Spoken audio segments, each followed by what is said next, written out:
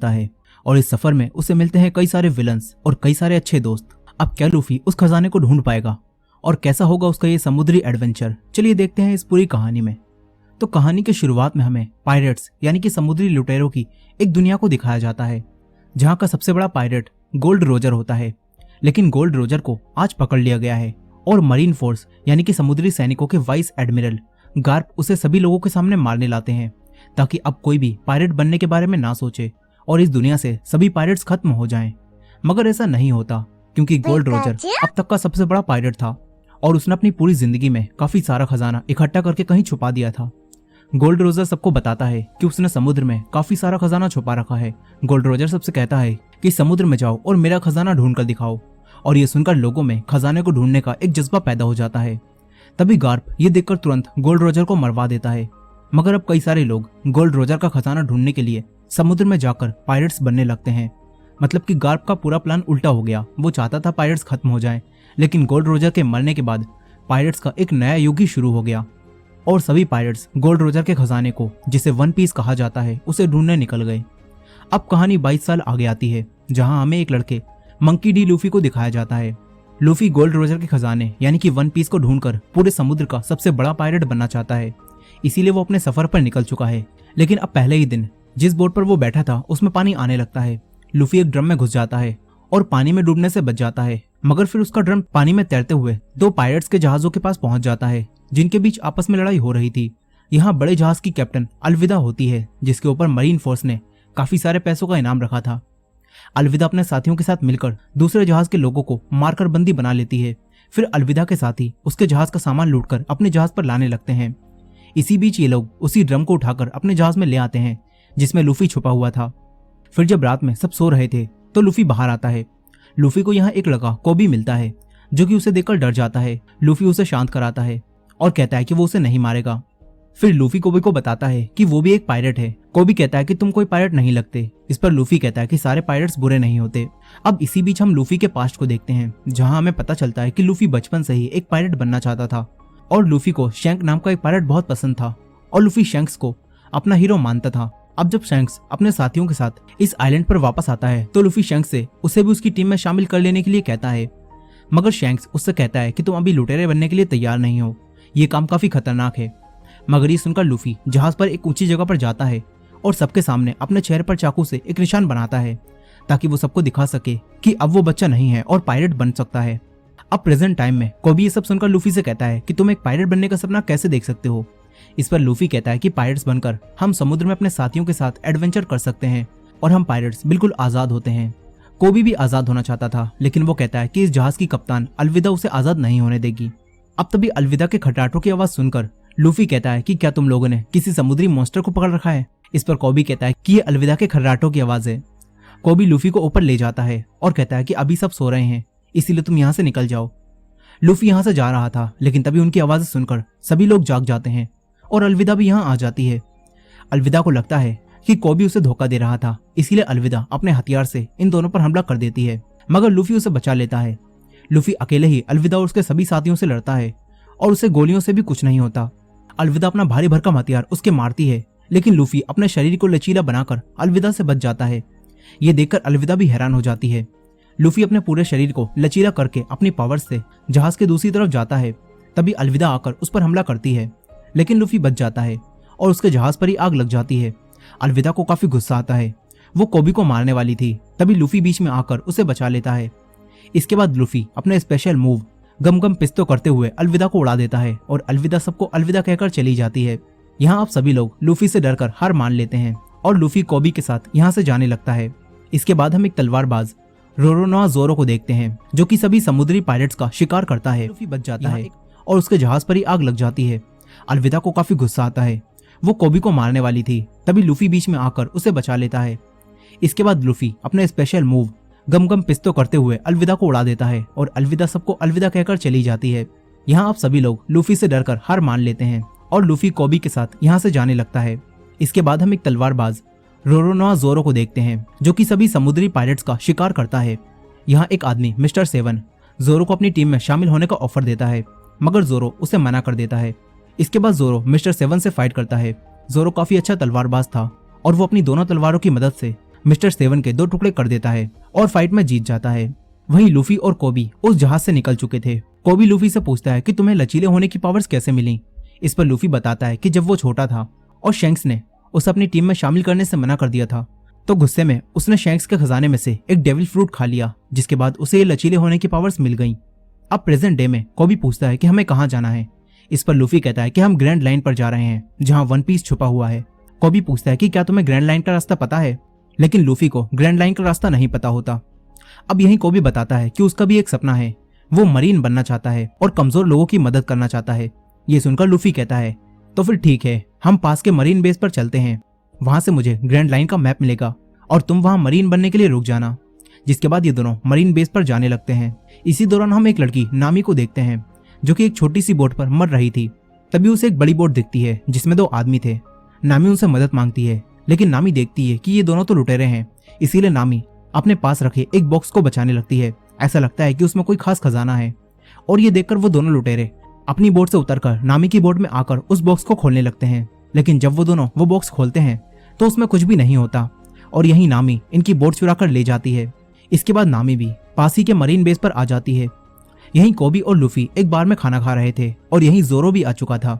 यहाँ एक छोटी लड़की जोरो के लिए राइस बोल बनाकर लाती है, लेकिन यहाँ के मरीन कैप्टन मॉर्गन का बेटा हेल्मेपो आकर उन्हें गिरा देता है और फिर उस लड़की से बदतमीजी से बात करता है। ये देखकर जोरो उसे माफी मांगने के लिए कहता है। रामपुर में पार्कोर सब मुझसे पूछ। अपनी तलवार निकाल लेता है। तभी जोरो उससे फाइट करता है। फिर और मरीन ऑफिसर्स आकर जोरो पर हमला कर देते हैं, लेकिन जोरो उन सबको बिना तलवार निकाले ही हरा देता है। तभी मौके का फायदा उठाकर नामी भी एक मरीन ऑफिसर को बेहोश करके एक कोने में ले जाती है। यहाँ कोबी एक टेबल के नीचे छुपा हुआ था और लूफी मजे से फाइट देख रहा था। यहीं जोरो मरीन सैनिकों को मारकर कैप्टन के बेटे को मारने वाला था। तभी वो कहता है कि मुझे छोड़ दो, तुम जो मांगोगे मेरे डैड तुम्हें दे देंगे। ये सुनकर जोरो अब मरीन कैप्टन मॉर्गन के पास अपना इनाम लेने आता है, क्योंकि वो पायरेट्स को मारता था। लेकिन मॉर्गन उसे इनाम देने के लिए कहते हैं कि तुम्हें मेरे पास 7 दिनों तक कैद रहना होगा। ये सुनकर जोरो कहता है कि मुझे कैद करने की कोशिश की तो सबसे पहले तुम्हारा पिल्ला मरेगा। तभी ये सुनकर मॉर्गन का बेटा भड़क जाता है, मगर उसके डैड उसे ही दूर फेंक देते हैं। इसके बाद मॉर्गन जोरो से कहता है कि तुम्हारी इस हरकत के बाद कोई भी मरीन बेस तुम्हें इनाम नहीं देगा, इसीलिए तुम हमारे साथ काम करने लगो या फिर 7 दिनों तक यहाँ कैद रहो। ये सुनकर जोरो मॉर्गन के साथ काम करने से मना कर देता है और 7 दिनों के लिए कैद हो जाता है। फिर अगले ही दिन लूफी ग्रैंड लाइन के मैप को छुड़ाने के लिए यहाँ आ जाता है। लूफी जोरो को देखकर उसे आजाद करा देता है। इसके बाद लूफी उसी रास्ते से वापस चला जाता है। यही नामी भी उसी मरीन ऑफिसर की यूनिफॉर्म चुराकर अंदर घुस गई होती है।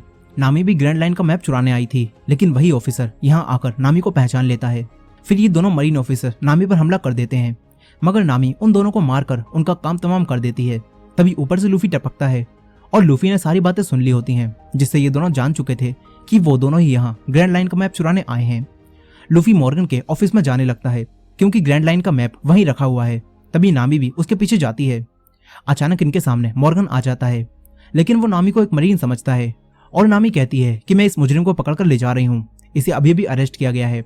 अब ये सुनकर मॉर्गन यहाँ से चला जाता है, लेकिन चालाक नामी ने मॉर्गन की जेब काट ली होती है और उसके ऑफिस की चाबियां चुरा ली थी और अब ये दोनों मॉर्गन के ऑफिस में घुस जाते हैं। ये दोनों ग्रैंड लाइन के मैप को ढूंढने लगते हैं। तभी मॉर्गन को वहीं वो दोनों ऑफिसर मिलते हैं जो कि अभी पिटे पड़े थे। वो दोनों मॉर्गन को बताते हैं कि वो लाल बालों वाली लड़की घुसपैठिया है। ये सुनकर मॉर्गन यहाँ इमरजेंसी अलार्म बजवा देता है।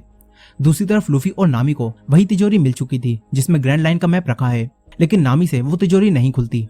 तभी बाहर मॉर्गन आकर उस दरवाजे को तोड़ने लगता है। ये देखकर लूफी अपनी ताकत से पूरी तिजोरी को उठाता है और नामी के साथ वहां से नीचे कूद जाता है। ये दोनों जिंदा बच जाते हैं, लेकिन फिर मरीन सैनिक यहाँ आकर इन्हें चारों तरफ से घेर लेते हैं, मगर लूफी और नामी उनसे लड़कर उन्हें मारने लगते हैं। तभी जोरो भी अपनी तलवारें लेकर यहाँ आ जाता है और देखता है कि ये दोनों बच्चे तो पिट रहे हैं, इसीलिए जोरो भी इनकी मदद करता है। फिर ये तीनों सारे मरीन सैनिकों को मार देते हैं। तभी मॉर्गन यहाँ आ जाता है। मॉर्गन के हाथ में हथियार लगा था जिससे वो इन पर हमला कर देता है। तभी जोरो और लूफी उससे फाइट करते हैं, लेकिन मॉर्गन काफी पावरफुल था, इसीलिए अब जोरो को अपनी तीसरी तलवार भी निकालनी पड़ती है। जोरो उसे निकालकर अपने मुंह से पकड़ता है और मॉर्गन को मारने लगता है। इसके बाद लूफी अपने गम गम पिस्तौल मूव से उसे मारकर दूर फेंक देता है। ये तीनों मरीन से बच जाते हैं। फिर जोरो इनकी और मदद करता है और ग्रैंड लाइन की तिजोरी को लूफी की शिप तक ले आता है। तभी मॉर्गन का बेटा हेल्मेपो यहाँ गन लेकर आता है, लेकिन तभी कोबी उसके एक मुक्का मारकर उसे बेहोश कर देता है। फिर लूफी कोबी को अपने साथ चलने के लिए कहता है, क्योंकि मरीन सैनिक अब इनके पीछे पड़े हैं। मगर कोबी लूफी से कहता है कि मैं अपना सपना पूरा करने के लिए यहीं रुकूंगा और एक अच्छा मरीन सैनिक बनूंगा। अब ये सुनकर लूफी जोरो और नामी के साथ इस बोट को लेकर निकल जाता है। दूसरी तरफ हम फिर से गार्प को देखते हैं, जिन्होंने 22 साल पहले गोल्ड रोजर को पकड़ा था। गार्प को पता चलता है कि मरीन बेस से कोई उनका ग्रैंड लाइन का मैप चुरा कर ले गया है और ये जानकर गार्प इसी बेस पर आने लगते हैं। इसके बाद हम एक जोकर को देखते हैं और उसे भी ग्रैंड लाइन का मैप चाहिए था, इसीलिए वो अपने लोगों को लूफी के पीछे मैप चुराने के लिए भेजता है। दूसरी तरफ लूफी, जोरो और नामी उसी बोट से आगे बढ़ रहे थे। यहाँ नामी उस तिजोरी को खोल लेती है और इसमें इन्हें ग्रैंड लाइन का मैप मिलता है। फिर नामी जोरो और लूफी को बताती है कि पूरी दुनिया का समुद्र 4 हिस्सों east blue, north blue, west blue और साउथ ब्लू में बटा हुआ है और जमीन की लाइन को रेड लाइन कहा जाता है और इसके अलावा जो लाइन इसके बीच में है उसे ग्रैंड लाइन कहा जाता है। अब ये तीनों वहां जाकर वन पीस ढूंढने के बारे में बात कर रहे थे। तभी उसी जोकर के लुटेरे यहाँ आकर इनकी बोट पर हमला कर देते हैं। वो लोग बेहोशी की गैस को इनकी तरफ फेंकते हैं, जिससे ये तीनों बेहोश होने लगते हैं। तभी लूफी उन लुटेरों को देखकर ग्रैंड लाइन के मैप को अपने मुंह के अंदर छुपा लेता है। फिर वो सभी बेहोश हो जाते हैं। इसके बाद जब ये तीनों जागते हैं तो ये तीनों कैद हो चुके थे। लुटेरों ने इनकी सारी चीजें ले ली होती हैं, लेकिन लूफी कहता है कि ग्रैंड लाइन का मैप मेरे पास बिल्कुल सेफ है। अब तभी ये बॉक्स खुलता है और ये तीनों एक स्टेज पर होते हैं और जोकर यहाँ शो दिखा रहे थे। यहाँ लोगों को गुलाम बनाकर उनसे जबरदस्ती तालियां बजवाई जा रही थी। अब तभी यहाँ इनका कैप्टन यानी कि वही जोकर आता है और बताता है कि मेरा नाम बगी है। लूफी इसे पहचान लेता है क्योंकि बगी भी एक पायरेट होता है और इसके ऊपर भी काफी सारे पैसों का इनाम था। लूफी बगी से कहता है कि वो भी पायरेट्स का किंग बनने वाला है, लेकिन बगी ये सुनकर हंसने लगता है और कहता है कि वन पीस को ढूंढकर मैं पायरेट्स का किंग बनूंगा। अब बगी इनसे ग्रैंड लाइन का मैप मांगता है। तभी चालाक नामी अपनी चालाकी दिखाती है और कहती है कि हमारे पास ग्रैंड लाइन के मैप से बढ़िया भी एक चीज है। ये कहकर नामी लूफी की टोपी को उछाल देती है और यहाँ से भाग जाती है। लूफी अपनी टोपी को पकड़ने के लिए अपना हाथ लंबा करता है और सभी लोग उसे देखते ही रह जाते हैं। वहीं नामी जब सर्कस से बाहर पहुंचती है तो देखती है कि बगी ने इन लोगों के पूरे शहर को तबाह कर दिया है। अब तभी बगी के लोग आकर नामी को पकड़कर वापस बगी के पास ले जाते हैं। इसके बाद बगी के साथी जोरो और नामी को पकड़कर यहाँ से ले जाते हैं। यहाँ बगी लूफी से उस मैप के बारे में पूछता है, लेकिन लूफी उसे मैप के बारे में कुछ भी नहीं बताता। इस पर बगी उसके हाथ पैरों को बांधकर उसे खींचने लगता है, लेकिन लूफी को कोई फर्क नहीं पड़ता, उल्टा उसे तो और मजा आ रहा था। तभी बगी लूफी की टोपी को देखकर उसे पहचान लेता है और कहता है कि ये तो शैंक्स की टोपी है। बगी कहता है कि तुम्हारी उम्र में मैं और शैंक्स भी एक ही टीम में थे, लेकिन फिर शैंक्स ने भी मुझे धोखा दे दिया। अब यहाँ बगी लूफी से मैप लेने के लिए यहाँ एक बच्चे को मारने वाला था। तभी लूफी अपने आप को छुड़ाता है और गम पिस्तो करते हुए बगी की गर्दन उड़ा देता है, मगर सर अलग होने के बाद भी वो जिंदा रहता है। इसके बाद बगी बताता है कि मैंने भी तुम्हारी तरह डेविल फ्रूट खाया था, जिससे मुझे ये पावर्स मिली हैं। इसके बाद बगी बेहोशी की गैस की मदद से लूफी को दोबारा बेहोश कर देता है। दूसरी तरफ जोरो और नामी अब कैद हो चुके थे, लेकिन नामी के पास ताले को खोलने के लिए एक चाबी थी। नामी उससे वो लॉक खोलने की कोशिश करती है। तभी यहाँ बगी का एक आदमी आ जाता है। जोरो ने इस आदमी के भाई को और इसके पुराने साथियों को पहले दौड़ा कर मारा था, इसीलिए अब ये जोरो को मारने वाला था। वो जोरो को घुमाता है और उसके चाकू मारने लगता है, लेकिन ये प्रो निशानेबाज था, इसीलिए इसका एक भी निशाना ठीक नहीं लगता। अब तभी नामी लॉक खोल लेती है और इसके एक लात मारती है। इसके बाद जोरो इसे पकड़ लेता है। फिर नामी उसे छुड़ाती है और जोरो इस लुटेरे को आसानी से बेहोश कर देता है। वहीं दूसरी तरफ गार्प, जो कि इस बेस के वाइस एडमिरल हैं, वो यहाँ पहुंच जाते हैं। यहाँ मॉर्गन उनसे झूठ बोल रहा था और बता रहा था कि उसके बेटे की गलती की वजह से वो पायरेट ग्रैंड लाइन का मैप चुराकर यहाँ से ले गए। मॉर्गन कहता है कि कोबी, जो कि नया कैडेट है, उसने मेरे बेटे को बचा लिया, नहीं तो वो भी मारा जाता। अब गार्प कोबी को देखकर सब कुछ समझ जाता है कि कोबी लूफी के साथ मिला हुआ है, इसीलिए गार्प कोबी को अकेले में मिलने के लिए बुलाता है और पूछता है कि तुम उन पायरेट्स के साथ कब से काम कर रहे हो। यहाँ गार्प का साथी कहता है कि एक बार में तुम्हें लूफी के साथ देखा गया था, इसीलिए अब हमें सच बताओ। ये सुनकर कोबी गार्प को सब कुछ सच बता देता है कि लूफी ने मुझे अलविदा से छुड़ाया था, फिर वो यहाँ आ गया और क्योंकि वो हमेशा से मरीन बनना चाहता था, इसीलिए वो मरीन बनने के लिए यहीं रुक गया। गार्प समझ जाता है कि लूफी सच कह रहा है, इसीलिए गार्प कोबी को लूफी को पकड़ने के लिए अपनी टीम में शामिल कर लेता है। वहीं दूसरी तरफ बगी ने लूफी को एक टैंक में कैद कर दिया होता है, जिसमें समुद्री पानी भर रहा था और समुद्री पानी की वजह से लूफी की ताकतें कमजोर पड़ चुकी थी। यहाँ बगी दोबारा से लूफी से वो मैप मांगता है, मगर लूफी उसे वो मैप नहीं देता। तभी बगी टैंक में पानी की स्पीड बढ़ा देता है। इसी दौरान हम छोटे लूफी को देखते हैं, जो कि शैंक्स के उसे छोड़कर जाने से दुखी था। तभी यहाँ एक और पायरेट अपने साथियों के साथ आता है और लूफी को परेशान करने लगता है, मगर तभी शैंक्स अपने साथियों के साथ यहाँ आ जाता है और उस पायरेट की टीम की लंका लगा देता है। तभी वो पायरेट लूफी को लेकर समुद्र में चला जाता है, मगर तभी इनकी बोट पर एक बड़ा सा जीव हमला कर देता है, जिससे वो पायरेट पानी में डूबकर मर जाता है। यहाँ लूफी भी पानी में डूबने लगता है। तभी शैंक्स आकर उसे बचा लेता है। फिर वो मॉन्स्टर पानी से बाहर आता है और इन पर हमला करता है। शैंक्स बीच में आकर लूफी को बचा लेता है। इसके बाद शैंक्स उसकी आंखों में आंखें डालकर देखता है और उसे डराकर भगा देता है। मगर उस मॉन्स्टर ने शैंक्स का एक हाथ खा लिया होता है और ये देखकर छोटे लूफी को काफी दुख होता है। मगर इससे लूफी समझ जाता है कि वो भी पायलट बनने के लायक नहीं है। इसके बाद शैंक्स लूफी को छोड़कर चला जाता है। लेकिन जाते समय शैंक्स लूफी को अपनी टोपी देता है और लूफी के पास शैंक्स की ये आखिरी निशानी थी। लेकिन अब प्रेजेंट टाइम में बगी उसी टोपी को खराब करने लगता है। लूफी को यह देखकर काफी गुस्सा आता है।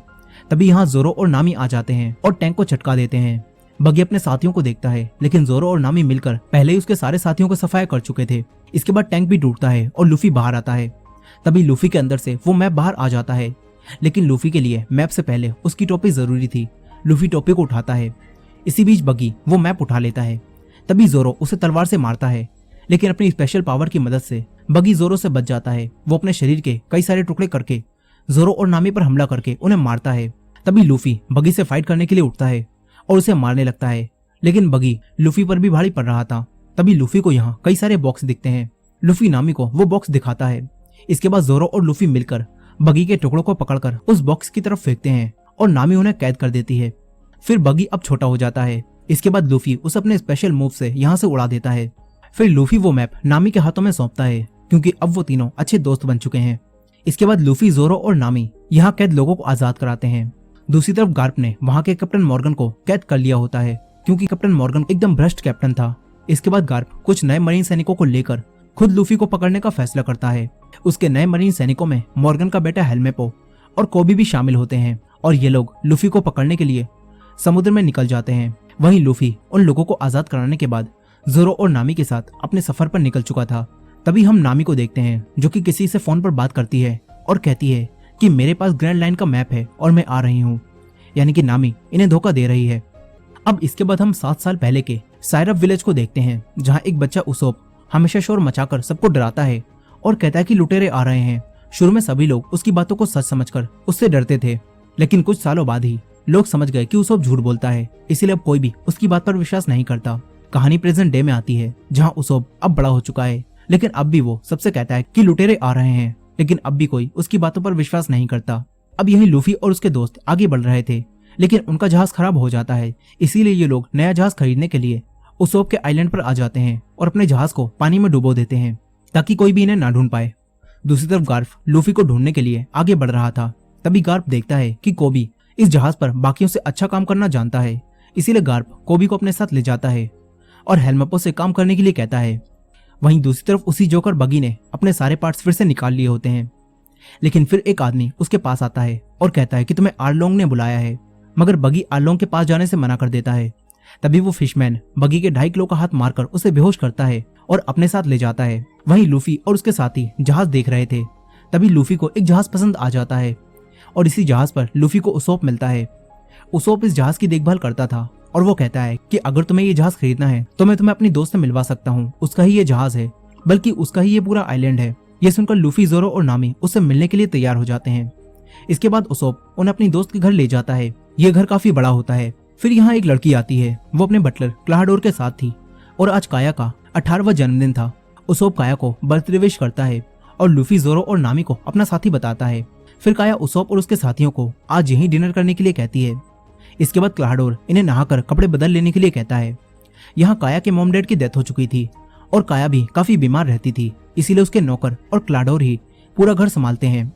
अब इसके बाद हम काया को देखते हैं, जो कि अकेली रूम में बैठी थी। तभी खुफिया रास्ते से उसोप उसके पास आता है और उसे गिफ्ट के तौर पर समुद्री मोती देता है। उसोप काया को खुश करने के लिए उसे झूठी झूठी कहानियां सुनाता है कि वो बड़े बड़े एडवेंचर कर चुका है। तभी काया को खांसी आती है। उसोप उसे उसकी चाय पिलाता है, जिससे काया को थोड़ा अच्छा महसूस होता है। यही लूफी और नामी इतने सारे कपड़े देखकर कंफ्यूज हो रहे थे कि वो कौन से कपड़े पहने।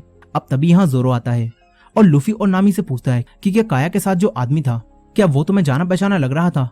लेकिन नामी और लूफी मना करते हैं। वहीं वो आदमी क्लाहाडोर अपनी चिकनी चुपड़ी बातों से काया का दिल जीत लेता है। काया उसे अपना अच्छा दोस्त मानती है, मगर हकीकत में क्लाहाडोर दोनों नौकरों के साथ मिलकर काया को मारने का प्लान बना रहा था, ताकि इस आइलैंड पर वो राज कर सके। और इसी वजह से क्लाहाडोर रोज काया को थोड़ा थोड़ा जहर दे रहा था, जिस वजह से काया लगातार बीमार रहती है। यहाँ काया के शेफ ने कई सारा जहरीला सूप बनाया होता है ताकि वो लोग काया को मार सकें। वहीं दूसरी तरफ गार्प कोबी को अपने साथ गेम खेलने के लिए कहता है। वो दोनों गेम खेलने लगते हैं और गार्प उसे गेम खेलते हुए समझाता है कि अगर तुम हार के बारे में सोचते रहोगे तो तुम हारते ही रहोगे, इसीलिए तुम्हें जीत के बारे में सोचना होगा। इसके बाद जब कोबी जीत के बारे में सोचता है तो वो गार्प को भी गेम में हरा देता है।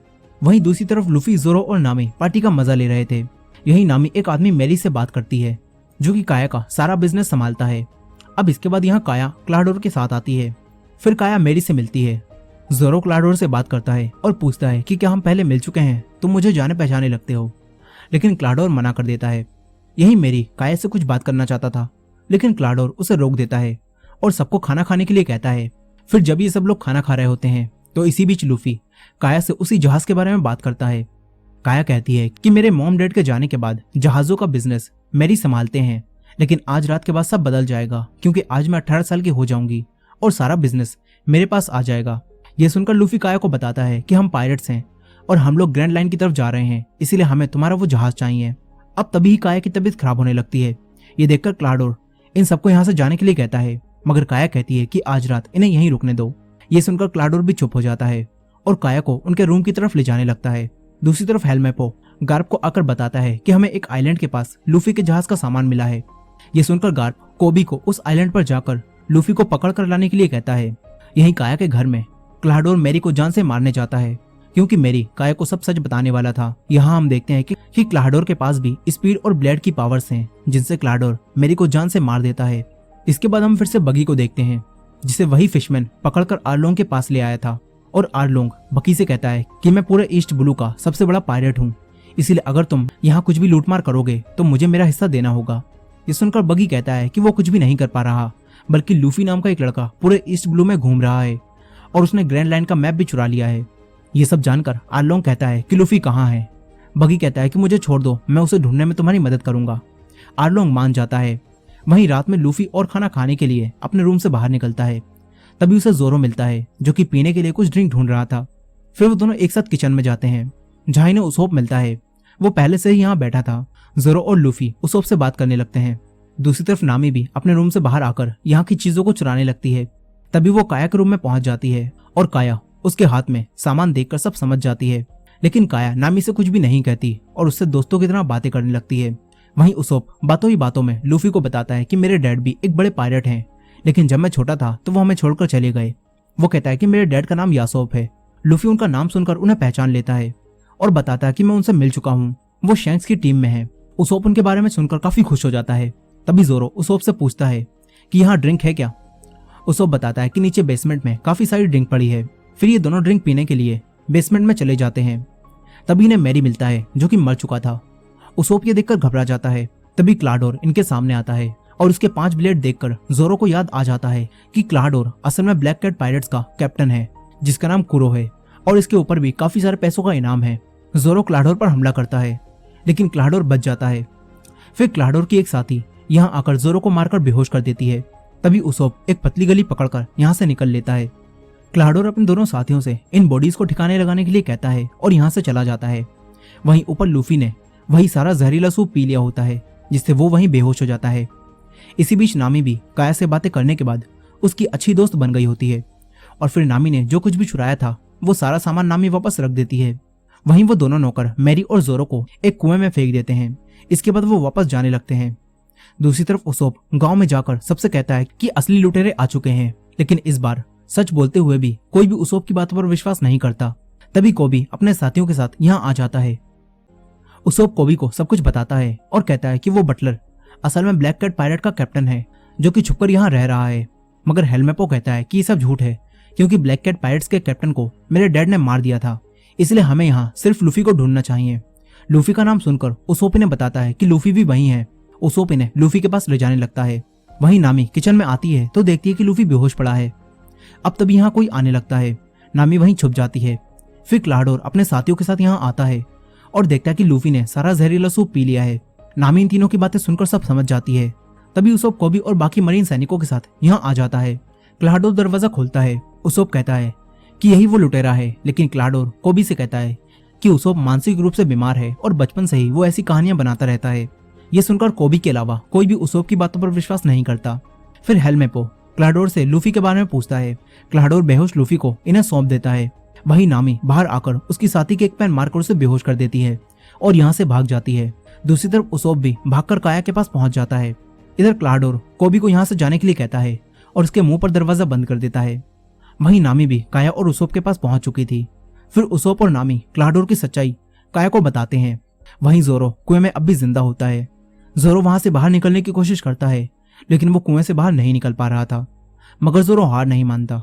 इसी बीच हम जोरो के पास्ट को देखते हैं, जब वो तलवारबाजी करना सीख रहा था। यहाँ एक लड़की कोइना जोरो की काफी अच्छी दोस्त थी। जोरो हमेशा उससे हार जाता था, मगर फिर उन दोनों ने साथ मिलकर कड़ी ट्रेनिंग करी और एक दूसरे से वादा किया कि हम में से एक इस दुनिया का सबसे बड़ा तलवारबाज बनेगा। लेकिन फिर कुछ समय बाद ही कोइना की एक एक्सीडेंट की वजह से डेथ हो गई और ये सब जानकर जोरो को काफी दुख हुआ। इसके बाद जोरो कोइना से किए हुए वादे को निभाने के लिए दुनिया का सबसे अच्छा तलवारबाज बनने निकल पड़ा। अब प्रेजेंट डे में यहाँ 12 बज जाते हैं और काया ऑफिशियली अब बड़ी हो चुकी है। इसीलिए अब क्लाडोर काया की प्रॉपर्टी पर कब्जा करने के लिए उसे मारने जाता है। वो इस घर से बाहर निकलने के सभी रास्तों को बंद करवा देता है। इसके बाद उसके दोनों साथी और वो खुद अपने हथियारों के साथ काया को मारने जाने लगता है, लेकिन काया उसोप और नामी के साथ यहाँ के खुफिया रास्तों से दूसरी तरफ जाने लगती है। ये लोग दीवारों के अंदर से जा रहे थे, तभी काया खांसती है और उसकी आवाजें सुनकर क्लाडोर अपने ब्लेड से उस पर हमला करता है। वो तीनों यहाँ से भागते हैं। दूसरी तरफ जोरो कुएं से निकलने की कोशिश कर रहा था, लेकिन जोरो दोबारा से नीचे गिर जाता है, मगर जोरो हार नहीं मानता। वो दोबारा उठकर ऊपर चलने लगता है और आखिरकार जोरो कुएं से बाहर आ जाता है। वहीं कोबी लूफी को पकड़ कर ले जा रहा था, लेकिन कोबी को उसोप की बातों पर थोड़ा थोड़ा विश्वास होने लगा था। अब तभी लूफी को यहाँ होश आता है। तभी हेलमेपो उसके पास जाता है, लेकिन फिर लूफी सारा का सारा सोप उसके ऊपर ही निकाल देता है। इसके बाद लूफी पूरी तरह से होश में आ जाता है और लूफी कोबी से कहता है कि मुझे यहाँ से जाना होगा ताकि मैं अपने दोस्तों को बचा सकूं। लेकिन हेलमेपो उसे पकड़ने के लिए उसे मारने वाला था। तभी जोरो यहाँ आ जाता है और उसके साथियों को मार देता है। वो हेलमेपो को भी बेहोश कर देता है। इसके बाद जोरो और लूफी अपने दोस्तों को बचाने जाने लगते हैं। वहीं घर में काया, नामी और उसोप एक पुराने रूम में आकर छुपते हैं।